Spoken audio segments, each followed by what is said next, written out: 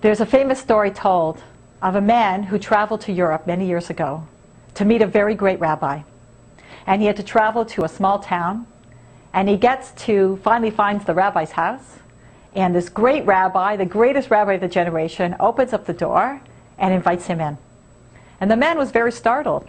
He saw there was hardly anything there. There was just like one chair, one table, one cot. And the rabbi said, "What's wrong?" He said, "Well, you're such a great rabbi. I just surprised, like, where's all your stuff?" So the rabbi said to him, "Where's all your stuff?"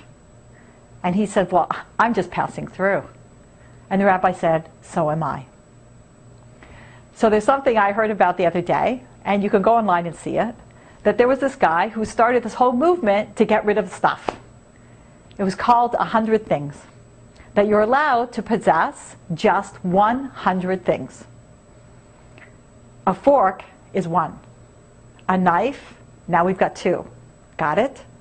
So when I thought about my life, I'm like, oh my gosh, I have so many things. How could I possibly get it down to 100 things? So it was Friday night at the Shabbos table, and we all started talking about it. How could we do it? We started adding it up. So my son Zev said, well, there's this one thing you could get that has a fork, a knife, and a spoon all together. And then there's a Swiss Army knife that has scissors and clippers and everything, so you see how you can start putting it together. And we quickly, for basic stuff, got up to about 20. But then after that, some of the stuff was kind of like, well, do I really need that? How many pairs of shoes do I really need? I have gone into people's closets, women, and they have so many shoes, it's scary. How many do you really need? How many do you really wear? How many times have you cleaned out your closet? The thing you haven't worn in so many years, are you ever going to wear it? Why do you have this stuff? Send it out into the world. Let people who don't have things have it.